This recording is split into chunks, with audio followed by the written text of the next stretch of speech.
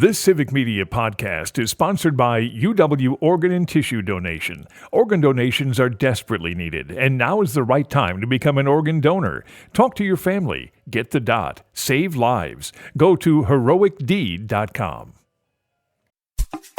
This is your WXCO Daily News Roundup for Bull Falls Radio, 98.9 FM and 1230 AM in Wausau. For WXCO News, I'm Brittany Merlot. Wisconsin Governor Tony Evers has announced a record enrollment through the Affordable Care Act in Wisconsin. Over 306,000 residents have enrolled in the program this year, a more than 40,000 person increase over last year's record. Those numbers could continue to climb as well, with the open enrollment period open through tomorrow. Anyone interested in enrolling can find out more information on wiscovered.com, and you can explore their coverage options on healthcare.gov.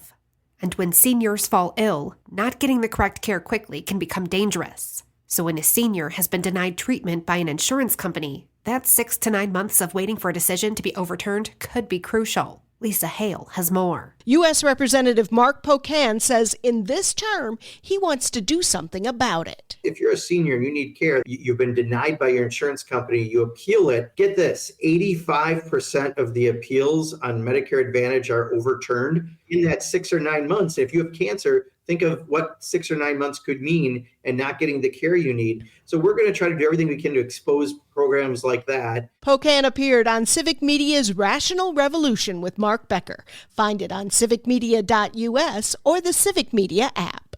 And the Wisconsin Department of Health Services has announced $21 million in awards through opioid settlement funds. The funding amount is the largest awarded in a single quarterly period since the state began receiving funds in 2022. The awards will go towards harm reduction efforts, treatment and recovery programs, and building projects. The press release also noted that Wisconsin is due to receive over $150 million more from opioid settlements through 2038. And Aspirus and North Central Technical College are giving students a chance to experience clinical scenarios like never before. They recently opened up a new simulation center. Wisconsin now has its first federally funded electric vehicle charging stations, and more are on the way. Savannah Tomey Olsen has the details. They've opened in Chippewa Falls, Menominee, and Ashland, all at Quick Trip locations. And more are coming near us. They'll be in Baraboo, Beaver Dam, Delavan, Edgerton, Janesville, and Portage. About half of them are at Quick Trip locations. The chain is facilitating EV charging with a new app called Quick Charge. But Wisconsin is lagging behind in EV adoption. They make up only about 1% of cars on the road here. Misconceptions about costs, maintenance, and performance are top of mind for hesitant buyers. About 30% of Wisconsinites live in rural areas, and for them, accessibility is one of the biggest issues. Jeremiah Brockman with the Wisconsin Electric Vehicle Association says some spots don't have enough charging stations. Part of the problem, too, is you have more farmland in rural areas, and if you spend the entire day out on a farm and you're driving around your, many acres of land, you worry about where you're going to charge your vehicle at that point. And I think that's another hurdle. Compared to neighboring states, Wisconsin has significantly fewer. In an effort to help bolster the state's EV infrastructure, Wisconsin passed a law last year to install a network of 65 stations nationwide. The plan is to install them every 50 miles along the interstate system and major highways this year. And Wisconsin also has a new tax on electric vehicle charging stations. Most businesses now have to register their charging stations and pay 3 cents per kilowatt hour delivered. Everyday owners of EVs and charging stations at their homes are not subject to this tax or registration. It mostly applies to ones at businesses, even ones where they're not used by the public. The new tax started on January 1st. Wisconsin dairy processors can apply for grants through January 17th. The Wisconsin Department of Agriculture, Trade and Consumer Protection is accepting applications for the next round of dairy processor grants. As a part of the biennial budget signed by Governor Evers, $200,000 in grant funds are available for licensed dairy processing plants in Wisconsin. They must be engaged in pasteurizing, processing, or manufacturing milk or dairy products. Grants will be awarded for projects up to $50,000 in 2 years in duration.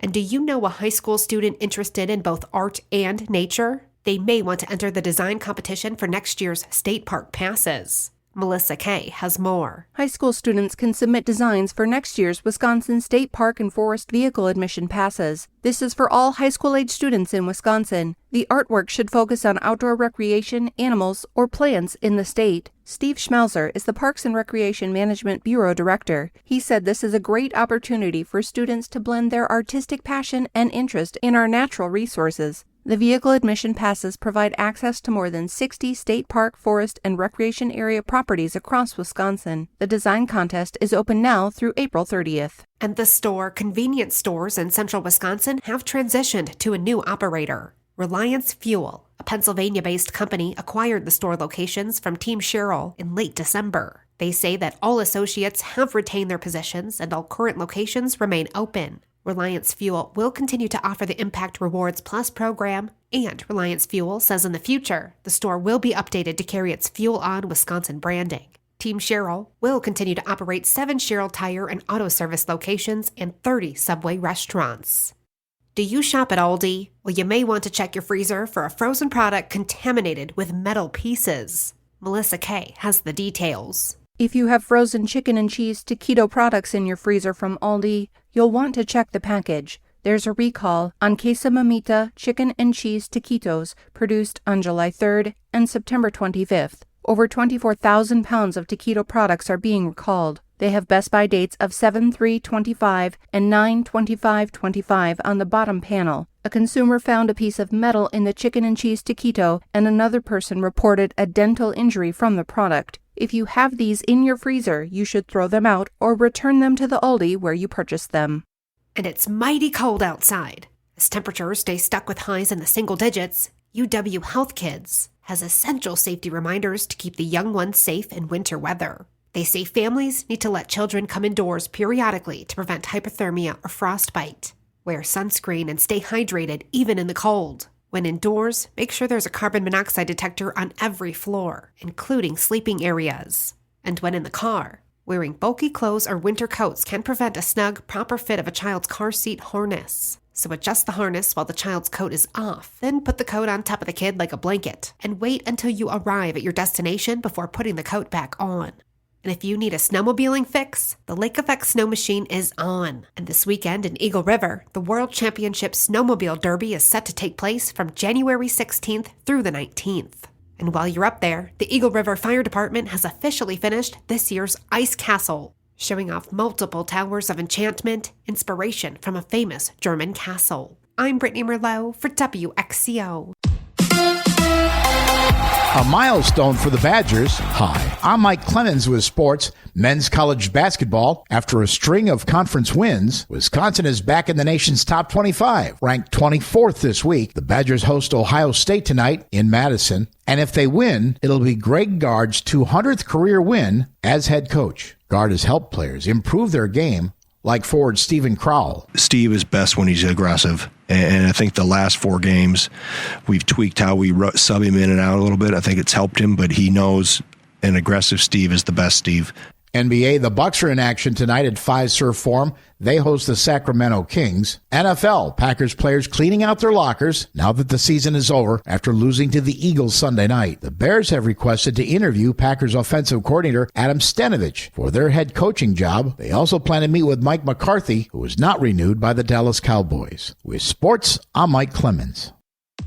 On your entertainment beat, I'm Pete Schwaba. It would be easy to make a joke about Den of Thieves 2, Pantera, if it was a box office bomb. You could say something like, Den of Thieves 2, Panterrible, bombed at the box office. Unfortunately, for joke purposes, the film did well and led the way this past weekend with over $15 million at the gate after pulling in actually better reviews than the first installment. It was the only film released this past weekend that opened wide. Following this week's number 1 to round out the top 5 are sequels, prequels, and a famous tragic villain that have all been reviewed well and are showing some box office legs. It was Mufasa the Lion King coming in second place with just over $13 million in sales in its 4th week of release. Sonic the Hedgehog 3 finished with $11 million at the box office. Also in its 4th week on the big screen, Focus Features' Nosferatu finished in 4th place with $6.8 million at the box office. Moana 2 finished in the number 5 spot with $6.5 million at the box office in its 7th week of release. The show must go on. Despite wildfires continuing to burn, production will start up again in Los Angeles. After being put on hold last week, Variety Variety reports that shows like Jimmy Kimmel Live, NCIS Origins, and The Neighborhood will resume production. Other shows like Hacks, Suits LA, Ted, and Amazon's Fallout have not resumed production after being affected last week. Hollywood continues to rally around the victims of the LA fires. The latest organization to donate money is the Screen Actors Guild and American Federation of TV and Radio Artists. SAG-AFTRA had closed its offices due to the fires, which started January 7th. The union also postponed its in-person award nominating ceremony. The SAG-AFTRA president, actress Fran Drescher, offered support to victims and those who have lost their homes and announced her union would donate $1 million to victims through the SAG-AFTRA Foundation.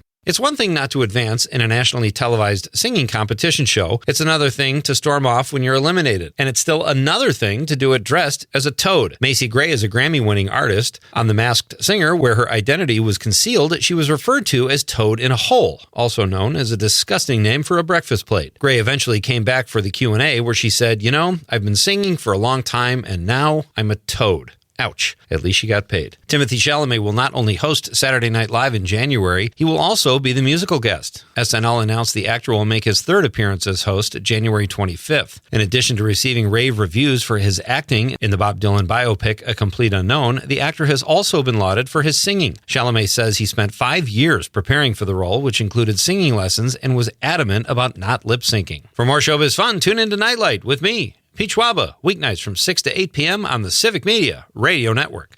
It is cold out there again this morning with a wind chill hovering around minus 20, and we are going to keep that wind chill below zero all day today. Partly cloudy, actual high 9 above this afternoon. Tonight down to 3 below. Tomorrow, partly cloudy, flurries, warmer. Our high tomorrow, 21. I'm meteorologist Sean Cable. Outside now, it's 9 below.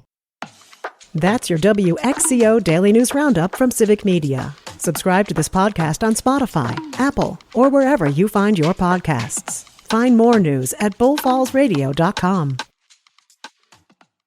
The national news cycle never stops, but it can be hard to find news about your local community. Civic Media is dedicated to providing quality local and state news coverage across Wisconsin. With the Civic Media app, you can get notifications about local stories that matter to you and your community. Find the free Civic Media app in your phone's app store and choose notifications from the menu to tell us what kind of news you want to hear about.